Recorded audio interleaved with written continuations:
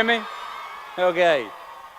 Congratulations, class of 2015. You guys and gals and young men and women are the reason I'm here. I'm really looking forward to talking with y'all tonight. You heard my dad played football here, and I believe he even graduated from here. That was some extra incentive for me to come. Short and sweet or long and salty. A sugar donut or some oatmeal. Now, out of respect for you and your efforts in getting your degree, I thought long and hard about what I could share with you tonight. Did I want to stand up here at the podium and read you your rights? Did I want to come up here and just share some funny stories? I thought about what you would want. I thought about what you might need. I also thought about what I want to say and what I need to say. Now, hopefully, we're both going to be happy on both accounts. As the saying goes, take what you like, leave the rest. Thank you for having me. So before I share with you some what I do knows, I want to talk with you about what I don't know. All right, I have two older brothers. One was in high school in the early 1970s. And this was a time when a high school GED got you a job. All right, and the college degree was exemplary. My other brother, Pat, was in high school in the early 80s. And by this time, the GED wasn't enough to guarantee employment. You needed a college degree. And if you got one, you had a pretty good chance of getting the kind of job that you wanted after you graduated. Now me, I graduated high school in 1988, got my college degree in 1993. And that college degree in 93 did not mean as much. It was not a ticket, it was not a voucher, it was not a free pass go to anything. So I asked the question, what does your college degree mean? It means you got an education. It means you have more knowledge in a specific subject, vocation. It means you may have more expertise in what your degree is in. But what's it worth? In the job market, out there today, we know the market for college graduates is more competitive now than ever. Now, some of you already have a job lined up. You've got a path where today's job is going to become tomorrow's career. But for most of you, the future is probably still pretty fuzzy. You don't have that job that directly reflects the degree you just got. Many of you don't even have a job at all. Think about it. You've just completed your scholastic educational curriculum in life, the one that you started when you were 5 years old in kindergarten, up until now, and your future may not be any more clear than it was 5 years ago. You don't have the answers, and it's probably pretty damn scary. And I say that's okay, because that is how it is.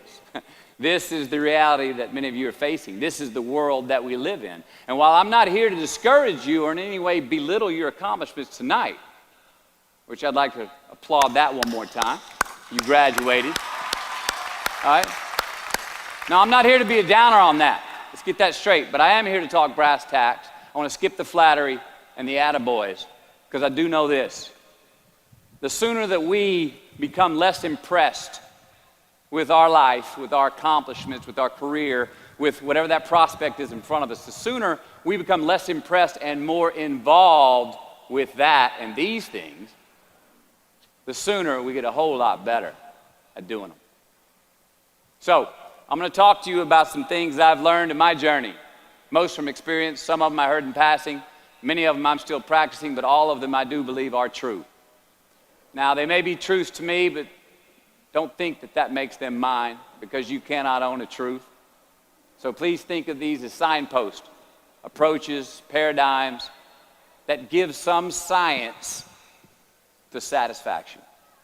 They're yours to steal, they're yours to share, liken to your own lives, to personally apply in your own lives, in your own way, should you choose to. So, here we go.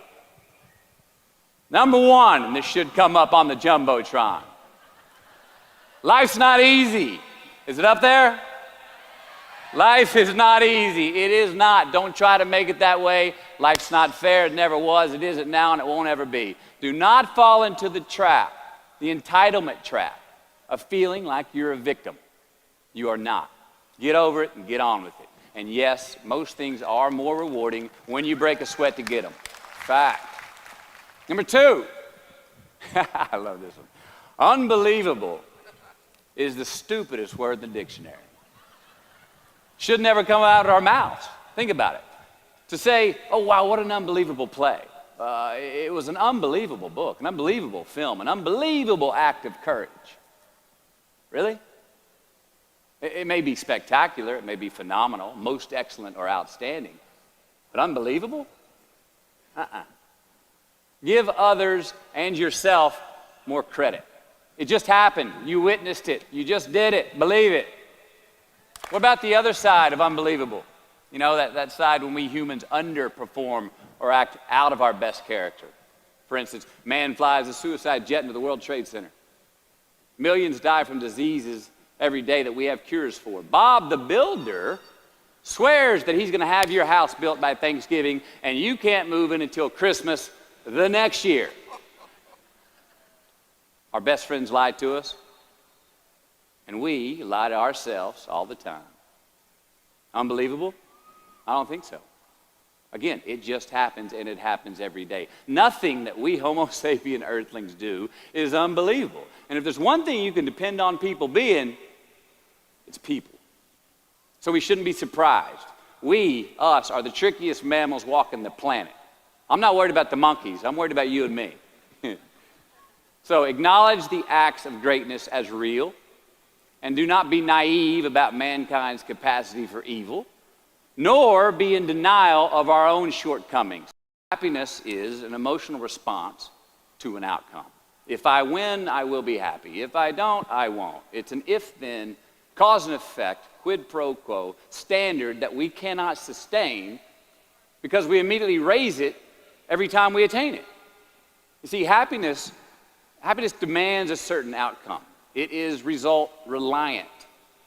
And I say, if happiness is what you're after, then you're going to be let down frequently, and you're going to be unhappy much of your time. Joy, though, joy is a different thing. It's something else. Joy is not a choice. It's not a response to some result. It's a constant. Joy is the feeling that we have from doing what we are fashioned to do, no matter the outcome. Now, personally, as an actor, I started enjoying my work and literally being more happy when I stopped trying to make the daily labor a means to a certain end. For example, I need this film to be a box office success. You know, I need my performance to be acknowledged. I need the respect of my peers. All those are reasonable aspirations, but the truth is, as soon as the work, the daily making of the movie, the doing of the deed became the reward in itself for me, I got more box office, more accolades and respect than I ever had before. See, joy is always in process. It's under construction. It is in constant approach, alive and well in the doing of what we're fashioned to do and enjoying it. Number 4, define success for yourself. Define success for yourself. Now check this out. I'm in south of New Orleans a few years ago, and I went to a voodoo shop. And they had this wooden partition against the wall with these columns. And in these columns were all these vials of these magic potions, right? And the headings above each potion defining what they would give you were things like fertility, health, family, legal help, energy, forgiveness, money. Guess which column was empty? Money. Let's admit it. Money is king today. It's what makes the world go round. It is success. The more we have, the more successful we are, right? Now, I would argue that our cultural values have even been financialized. Humility is not in vogue anymore. It's too passive. It's a get-rich-quick on the internet, richest 15 minutes of fame world that we live in, and we see it every day. But we all want to succeed, right? So the question that we've got to ask ourselves is what success is to us, what success is to you. Is it more money? That's fine. I got nothing against money. I don't. Maybe it's a healthy family. Maybe it's a happy marriage. Maybe it's to help others, to be famous, to be spiritually sound, to leave the world a little bit better place than you found it. Continue to ask yourself that question. Now, your answer may change over time, and that's fine. But do yourself this favor. Whatever your answer is, don't choose anything that will jeopardize your soul. Prioritize who you are, who you want to be, and don't spend time with anything that antagonizes your character. Don't drink the Kool-Aid, man. It tastes sweet, but you will get cavities tomorrow, all right? Life is not a popularity contest. Be brave, take the hill, but first answer that question, what's my hill? So, me, how do I define success? For me, myself. Well, for me, it's a measurement of 5 things. We got fatherhood. We got being a good husband. We got my health, mind, body, and spirit. We got career, and we got friendships. These are what's important to me in my life right now. So I try to measure these 5 things each day.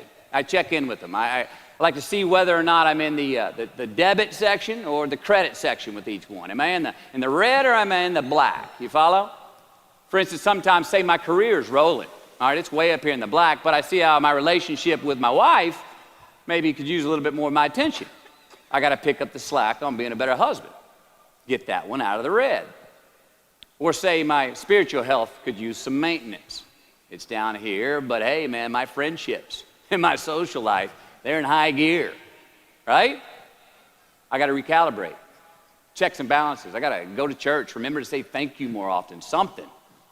But I got to take the tally because I want to keep all 5 in healthy shape. And I know that if I don't take care of them, if I don't keep up maintenance on them, one of them is going to get weak, man.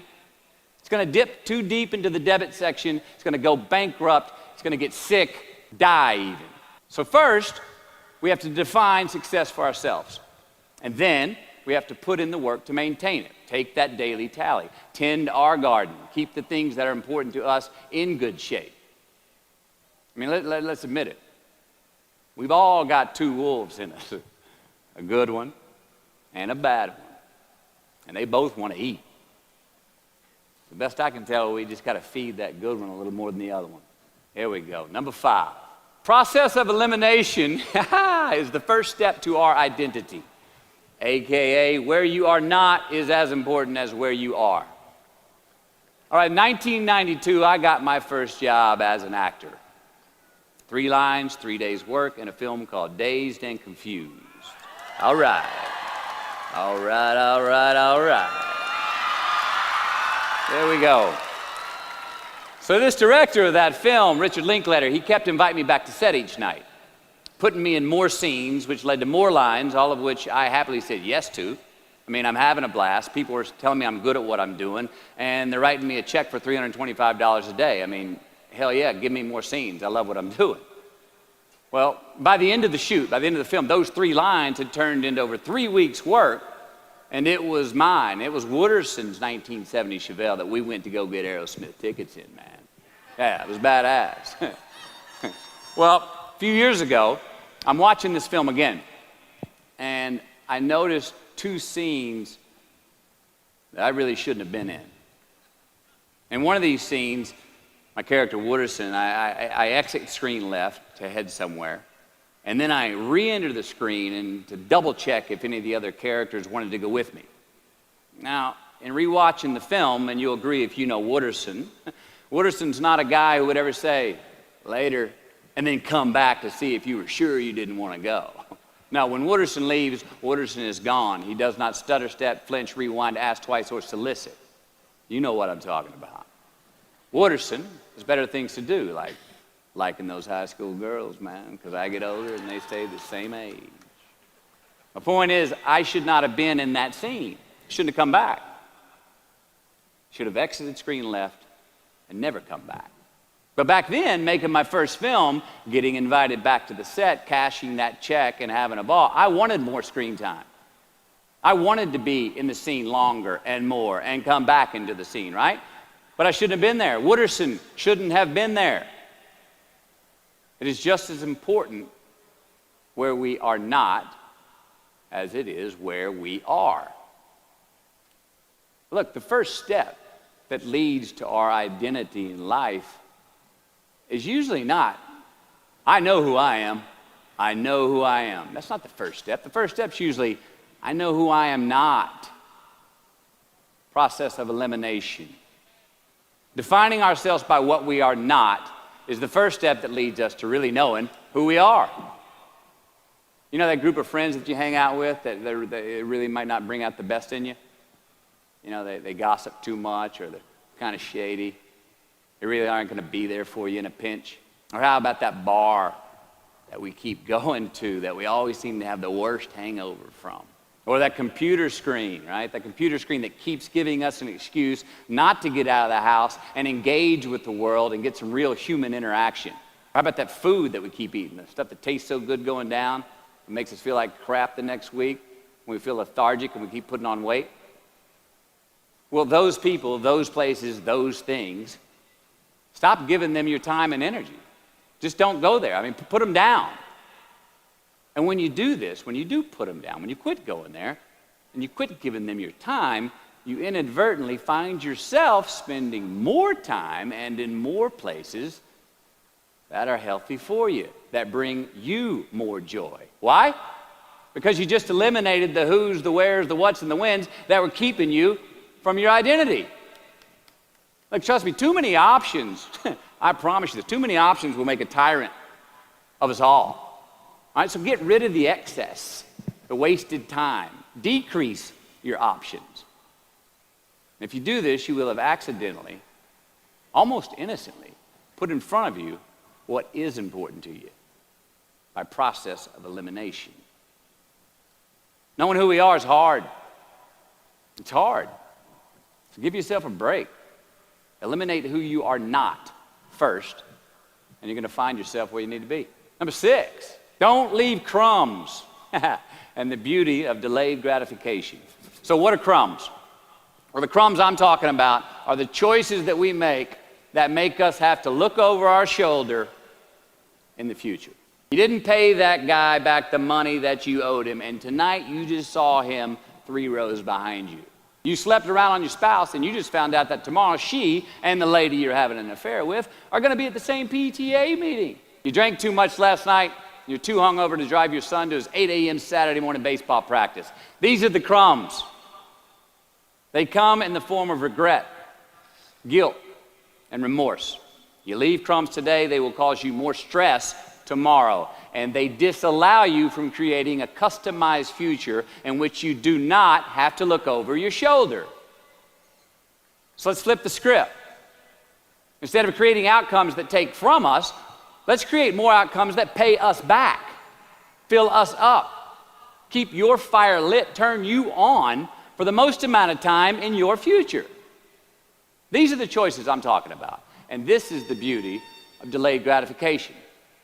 All right, tee yourself up. Do yourself a favor. Make the choices, the purchases today that pay you back tomorrow. Residuals. In my business, we call it mailbox money. If I do my job well today, and that movie keeps rerunning on TV, 5 years from now, I'm getting checks in the mailbox. It's a heck of a deal. So whether it's prepping the coffee maker the night before, so all you got to do is press the button in the morning, or getting ready for the job interview early so you don't have to cram the night before, or choosing not to hook up with that married woman because you know you're going to feel horrible about it tomorrow, and her husband carries a gun, or paying your debts on time so that when you do see that guy 3 rows back tonight, you don't have to hunker down in your seat hoping that he don't see you. Get some ROI. You know what that is? Return on investment. Your investment. You. Customize your future. Don't leave crumbs. Number 7, dissect your successes and the reciprocity of gratitude.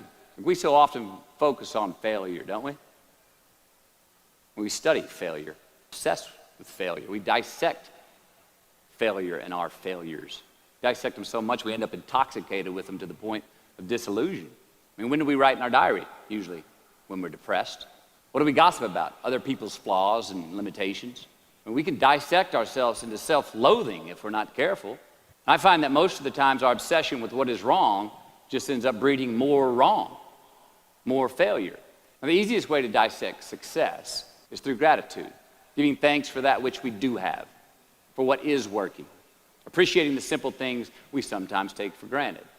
We give thanks for these things, and that gratitude reciprocates, creating more to be thankful for. It's really simple, and it works. I'm not saying be in denial of your failures. No, we can learn from them too, but only if we look at them constructively. as a means to reveal what we are good at, what we can get better at, what we do succeed at. Now, personally, I've read a whole lot of my bad reviews, right? I've had quite a few. Written by the more talented critics, they are the ones who give constructive bad reviews. They reveal to me what did translate in my work, what came across, what was seen, or what wasn't. Now, I don't obsess on the unfavorable aspect of their review, but I do seek what I can learn from it. Because their displeasure actually uncovers and makes more apparent what I do well, what I am successful at, and then I dissect that. All right, life's a verb. We try our best, we don't always do our best. Architecture is a verb as well. Yes, it is.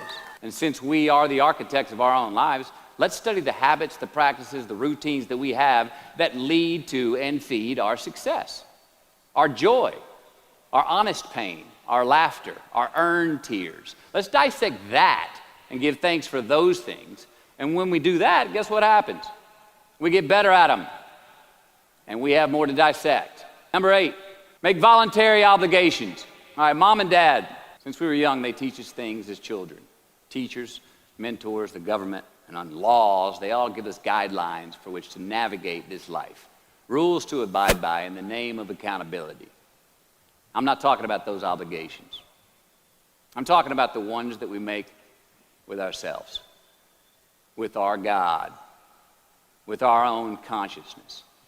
I'm talking about the you versus you obligations. We have to have them. Now, again, these are not societal laws and expectations that we acknowledge and endow for anyone other than ourselves. These are faith-based obligations that we make on our own. These are not the lowered insurance rates for a good driving record. You will not be fined or put in jail if you do not gratify these obligations I speak of. No one else governs these but you. They are your secrets with yourself, your own private counsel, personal protocols. And while nobody throws you a party when you abide by them, no one's going to arrest you when you break them either, except yourself, or some cops who got a disturbing the peace call at 2:30 in the morning because you were playing bongos in your birthday suit. That was me. An honest man's pillow is his peace of mind. And when you lay down on that pillow at night, no matter who's in your bed, we all sleep alone. These are your personal Jiminy Crickets. And there are not enough cops in the entire world to police them. It's on you. It's on you. Number 9, from can to want. All right, check this out. In 1995, I got my first big paycheck as an actor. I think it was 150 grand. The film was almost Boys on the Side, and we were shooting in Tucson, Arizona. And I had this sweet little adobe guest house on the edge of the Saguaro National Park. The house came with a maid, my first maid. It was awesome. So I got a friend over one Friday night, and we're having a good time, and I'm telling her about how happy I am with my setup. The house, the maid, especially the maid. And I'm telling her, look, this lady, she cleans the place up after I go to work. She washes my clothes, the dishes, puts fresh water by my bed, leaves me cooked meals sometimes. Look, she even presses my jeans. And my friend, she smiles at me, happy that I'm excited over this. And she says, well, that's great, Matthew, if you like your jeans pressed. And I kind of looked up at her, my jaw caught hanging open. I stuttered a moment, had that dumbass look that you get when you've just been told the truth and you didn't think about it, and it hit me. I hate that line going down the front of my jeans. I hate that line. And it was then, for the first time, that I noticed it. I'd never thought about not liking that starch line down the front of my jeans because I'd never had a maid to iron my jeans before. And since she did, now for the first time in my life, I just liked it because I could get it. I never thought about if I really wanted it. Well, I didn't want it there, that line. And that night I learned something. Look, just because you can, nah, come on. It's not a good enough reason to do something. Even when it means having more. Be discerning.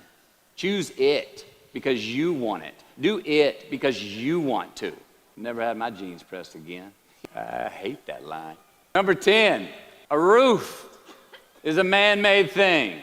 This may cut a little close to the bone since the geography, but I think we all were there and we'll all remember where we were. But in January the 3rd, 1993, it was the NFL playoffs, and your Houston Oilers were playing the Buffalo Bills. The Oilers were up 28-3 at halftime, 35-3 early in the third. Frank Reich and the Bills come back to win 41-38 in overtime for one of the greatest comebacks in NFL history. Yeah, the Bills won, but they didn't really beat the Oilers. The Oilers lost that game. They beat themselves. Y'all remember that, huh? Why? Why'd they beat themselves? Or how?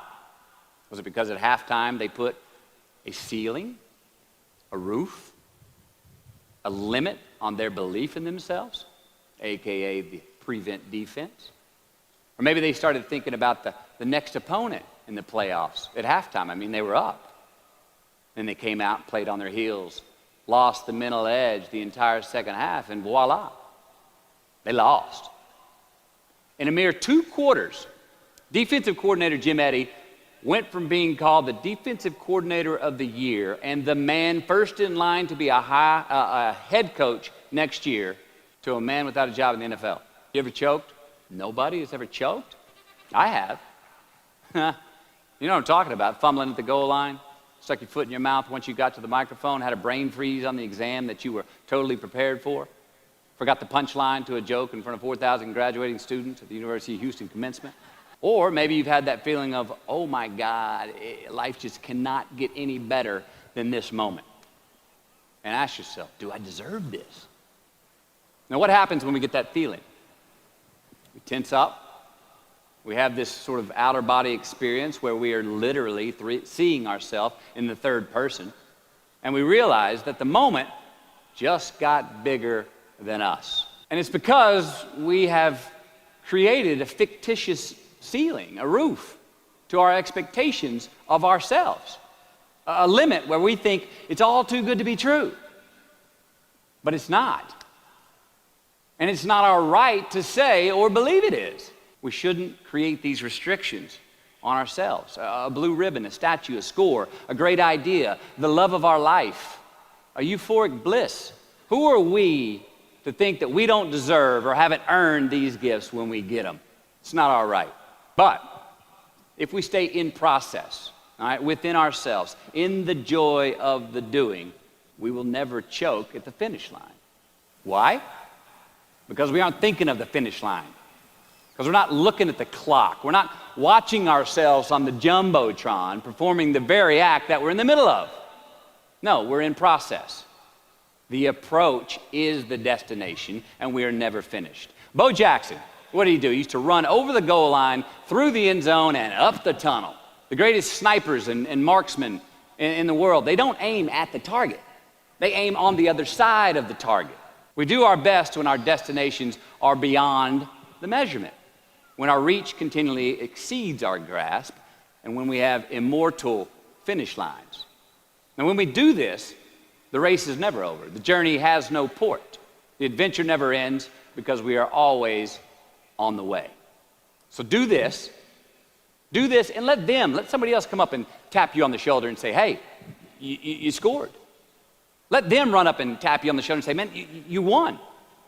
Let them come tell you, you can go home now. Let them say, I love you too.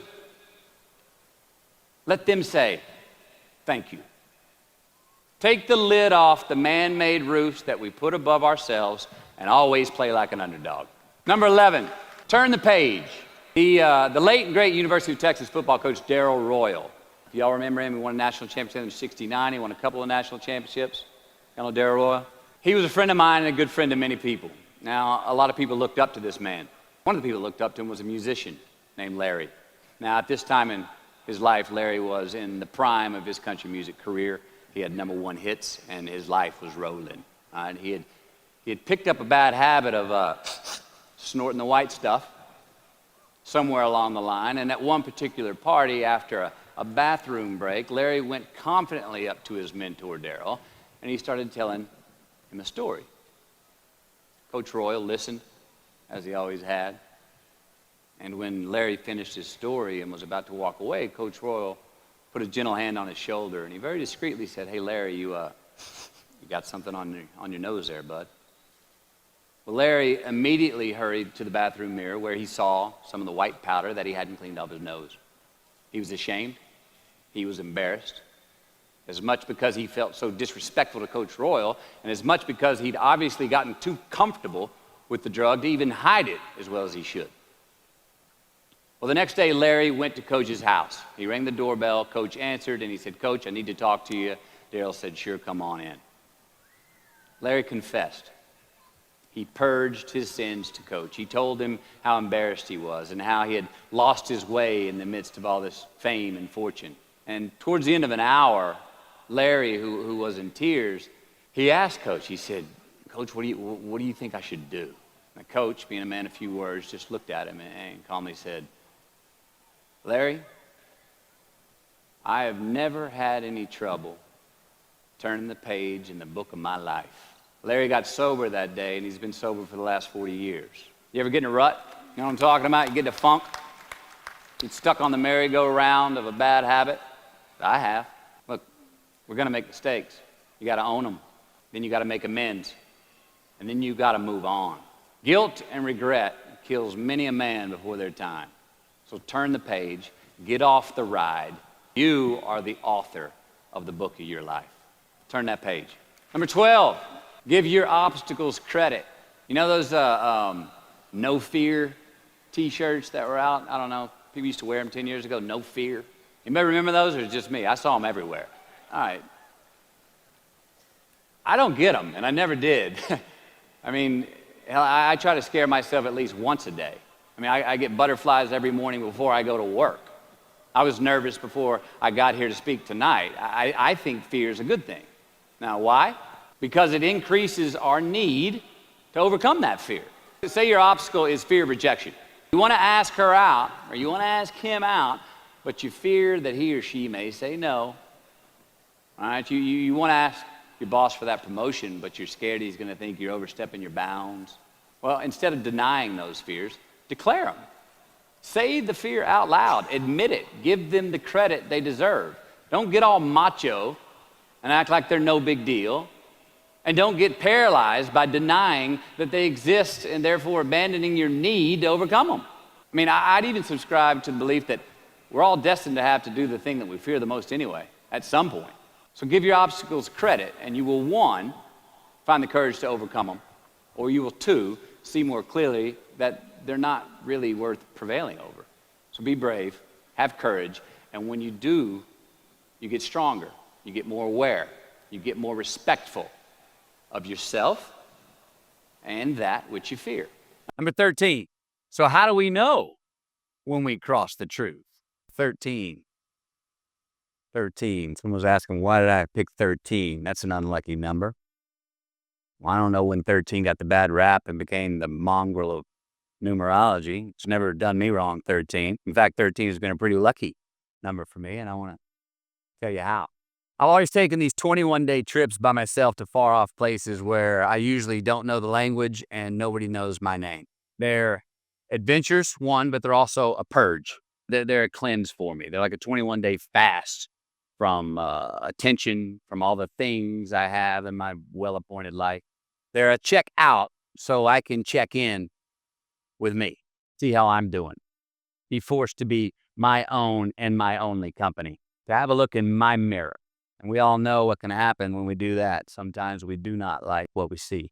Well, in 1996, right after I got famous from a film I did called A Time to Kill, I headed out on one of these 21-day walkabouts, and this time to the jungles and the mountains of Peru.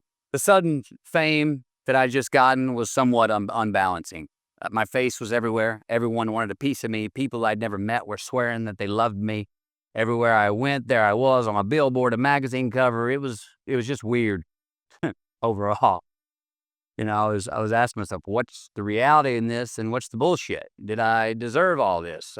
These were all questions I was asking myself. Who was I was another.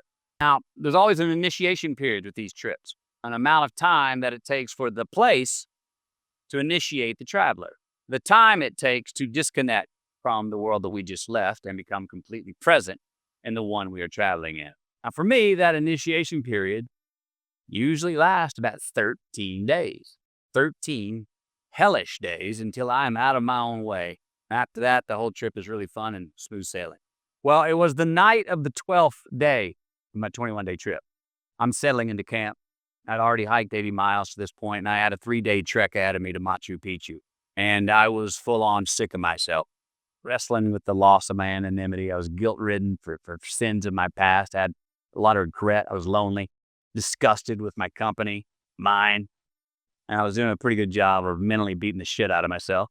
And grappling with these demons on this night, I couldn't sleep. All of these badges and banners and expectations and anxieties that I was carrying with me, I needed to free myself from them. Who was I? It's myself. I mean, not only on this trip, but in this life. So I stripped down to nothing. I took every moniker that gave me pride and confidence, all the window dressings, the packaging around the product. I discarded them all. I got rid of my lucky and faithful American cap.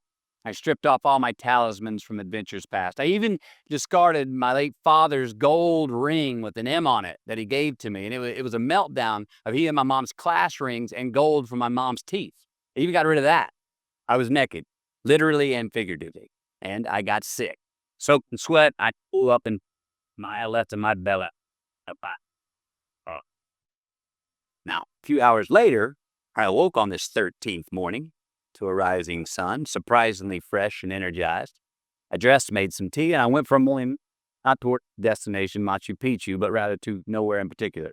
My gut was still a bit peaked from last night's purge, but I curiously felt pretty good. Felt alive. Felt clean. I felt free and light. Along a muddy path on this walk, I turned a corner, and there in the middle of the road was this mirage, most magnificent pinks and blues and red colors that I'd ever seen. It was electric, glowing and vibrant, just hovering just off the surface of the jungle floor as if it was plugged into some neon power plant. I stopped. I stared. There was no way around it. The jungle floor in front of me was actually thousands of butterflies there in my pack. It was spectacular. So I stayed a while. And somewhere in my captivation, I heard this little voice inside my head say these words: all I want is what I can see, and all I can see is what's in front of me. Now, at that moment, for the first time in this trip, I had stopped anticipating what was around the corner. For the first time, I stopped thinking about what was coming up next, what was up ahead. Time slowed down. I was no longer in a rush to get anywhere, and my anxieties were greatly eased. A few hours later, I returned to camp, packing for my continuing journey at about my step. Even the local Sherpas I was paddling with, they noticed calling out to me, "Sois luz, Mateo, sois luz," which means "you are light" in Spanish. See, I forgave myself that morning. I let go of the guilt. The weight that was on my shoulders was lifted. My penance was paid, and I got back in good graces with my God, and I shook hands with myself, my best friend, the one that we're all stuck with anyway, ourselves. And from that morning on, the adventure was awesome. I was present. I was out of my own way. I was not anticipating next. I was embracing only what was in front of my eyes and giving everything the justice that it deserved. You see, I crossed the truth that morning. Now, did I find it? I don't know. I think it found me. Why? Because I put myself in a place to be found. I put myself in a place to receive the truth. So how do we know when we cross the truth? Well, I think the truth's all around us all the time. I mean, I think the answer, is it's always right there or right there. I think it's all around us. We just don't always see it. We don't always grasp it, hear it, access it. Usually because we're not in the right place to do so. So what do? First, I believe we've got to put ourselves in the place to receive the truth. Let's admit it. We live in an extremely noisy world with all kinds of frequencies coming at us. We got commitments, we got deadlines, fix this, do that, plans, expectations, and they all make it hard to get clarity and peace of mind. So we have to consciously put ourselves in places to receive that clarity. Now that may be prayer, that may be meditation, that may be a walkabout, that may be being in the right company, a road trip, whatever it is for you, schedule that time. Schedule it. So if we do that, if we hear it, if we put ourselves in a place to hear it, and we do, and it's become clear, a truth, natural and infinite, then the second part comes, which is to personalize it. Ask yourself how it works for you, how it applies to you personally, why you need it in your life specifically. And if you do that, then comes the third part. Have the patience to internalize it and get it from our intellectual head thinking about it and into our bones and our soul and our instinct. Now, we cannot rush this part. It does take time. So if we get that far, we've received it, we personalized it, and we've internalized it. If we make it that far, then comes the biggie, man. This comes the fun one. Got to have the courage to act on it, to actually take it into our daily lives and practice it, to make it an active part of who we are and live it. If we can do that, right, if we can do that, then we have what I believe is heaven right here on earth. And that's the place where what we want is also just what we need. I mean, that's the ticket, isn't it? Think about it. I know that's where I want to live. So while we're here, and they're going to run across the Jumbotron, let's make it a place where we break a sweat, where we believe, where we enjoy the process of succeeding in the places and ways that we are fashioned to, where we don't have to look over our shoulder because we're too busy doing what we're good at, voluntarily keeping our own counsel because we want to, traveling towards immortal finish lines. We write our own book, overcoming our fears. We make friends with ourselves. And that is the place that I'm talking about. Thank you. Good luck. You just keep living.